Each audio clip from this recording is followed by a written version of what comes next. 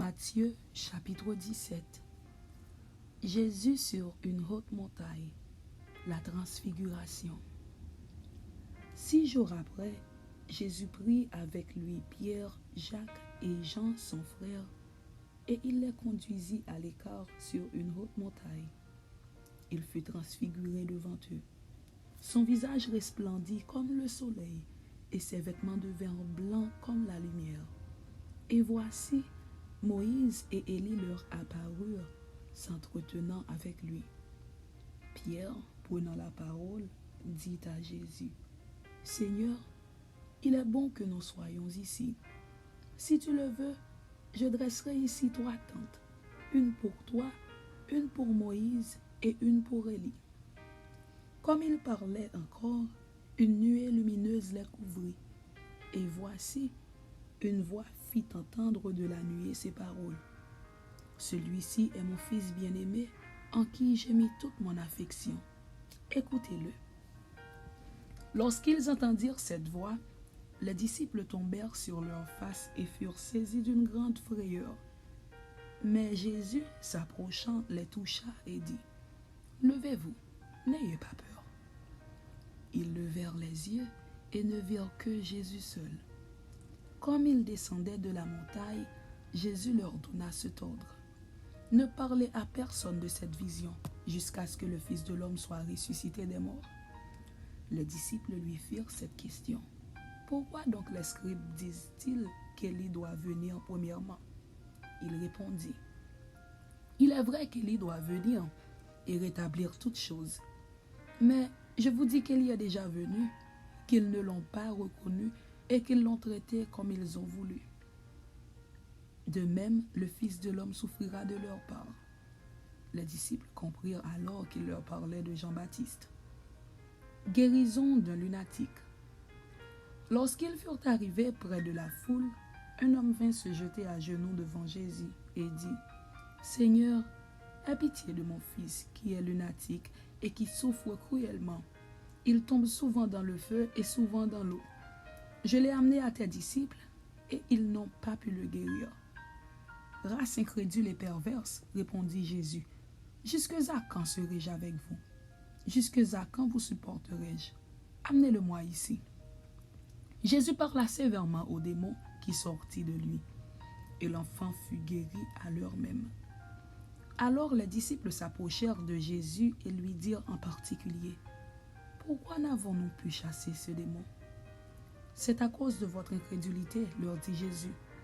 Je vous le dis en vérité, si vous aviez de la foi comme un grain de sénévé, vous diriez à cette montagne, « Transporte-toi d'ici là », et elle se transporterait.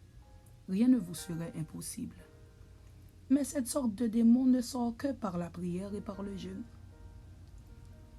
Jésus annonce sa mort et sa résurrection. Pendant qu'ils parcouraient la Galilée, Jésus leur dit, « Le Fils de l'homme doit être livré entre les mains des hommes.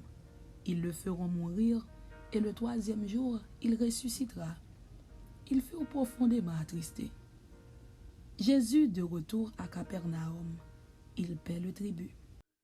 Lorsqu'ils arrivèrent à Capernaum, ceux qui percevaient les 2 drachmes s'adressèrent à Pierre et lui dirent, « Votre maître ne paie-t-il pas les 2 drachmes? » « Oui, dit-il. » Et quand il fut entré dans la maison, Jésus le prévint et dit, « Que t'en semble, Simon? Les rois de la terre, de qui perçoivent-ils des tributs ou des impôts? De leurs fils ou des étrangers? » Il lui dit, « Des étrangers. » Et Jésus lui répondit, « Les fils en sont donc exempts. Mais pour ne pas les scandaliser, va à la mer, jette l'hameçon et tire le premier poisson qui viendra. Ouvre-lui la bouche et tu trouveras un statère. Prends-le et donne-le leur pour moi et pour toi. »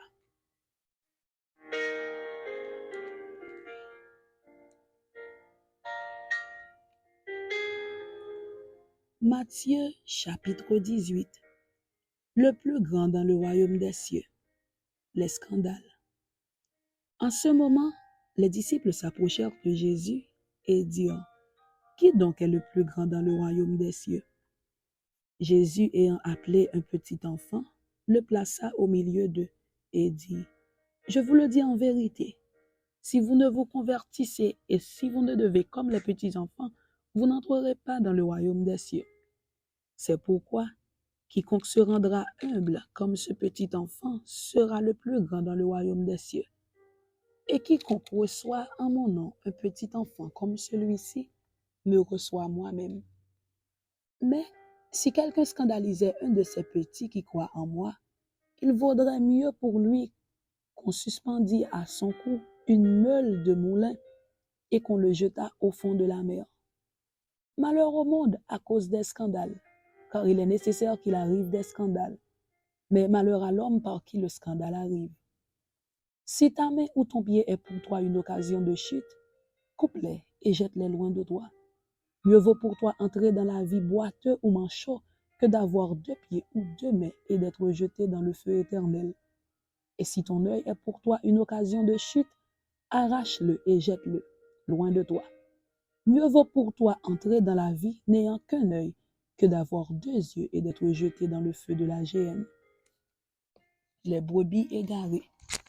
Gardez-vous de mépriser un seul de ces petits, car je vous dis que leurs anges dans les cieux voient continuellement la face de mon Père qui est dans les cieux. Car le Fils de l'homme est venu sauver ceux qui étaient perdus. Que vous ensemble, si un homme a 100 brebis et que l'une d'elles s'égare, ne laisse-t-il pas les 99 autres sur les montagnes pour aller chercher celle qui s'est égarée? Et s'il la trouve, je vous le dis en vérité, elle lui cause plus de joie que les 99 qui ne se sont pas égarés. De même, ce n'est pas la volonté de votre Père qui est dans les cieux qu'il se perde un seul de ses petits. Le pardon des offenses. Si ton frère a péché, va et reprends-le entre toi et lui seul. S'il t'écoute, tu as gagné ton frère.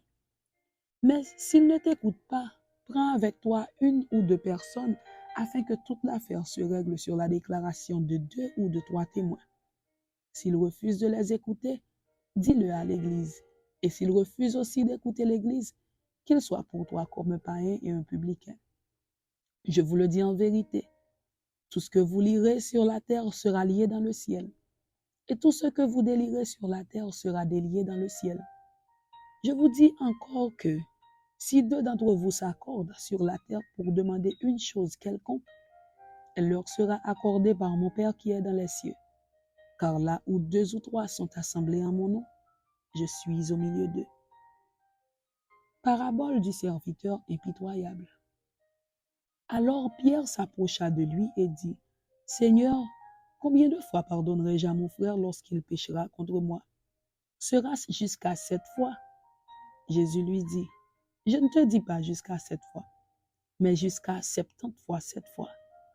C'est pourquoi le royaume des cieux est semblable à un roi qui voulut faire rendre compte à ses serviteurs. Quand il se mit à compter, on lui en amena un qui devait 10 000 talents. Comme il n'avait pas de quoi payer, son maître ordonna qu'il fût vendu, lui, sa femme et ses enfants, et tout ce qu'il avait, et que la dette fût acquittée. Le serviteur, se jetant à terre, se prosterna devant lui et dit, Seigneur, aie patience envers moi, et je te paierai tout. Ému de compassion, le maître de ce serviteur le laissa aller et lui remit la dette. Après qu'il fut sorti, ce serviteur rencontra un de ses compagnons qui lui devait 100 deniers. Il le saisit et l'étranglait en disant, « Paie ce que tu me dois. » Son compagnon, se jetant à terre, le suppliait, disant, « Aie patience envers moi, et je te paierai. » Mais l'autre ne voulut pas, et il alla le jeter en prison jusqu'à ce qu'il eût payé ce qu'il devait. Ses compagnons, ayant vu ce qui était arrivé, furent profondément attristés, et ils allèrent raconter à leur maître tout ce qui s'était passé. Alors le maître fit appeler ce serviteur et lui dit, « Méchant serviteur, je t'avais remis en entier ta dette parce que tu m'en avais supplié. Ne devais-tu pas aussi avoir pitié de ton compagnon comme j'ai eu pitié de toi? » Et son maître, irrité, le livra au bourreau jusqu'à ce qu'il eût payé tout ce qu'il devait. C'est ainsi que mon Père céleste vous traitera si chacun de vous ne pardonne à son frère de tout son cœur. Amen. C'était Matthieu chapitre 17 et Matthieu chapitre 18. Que Dieu vous bénisse.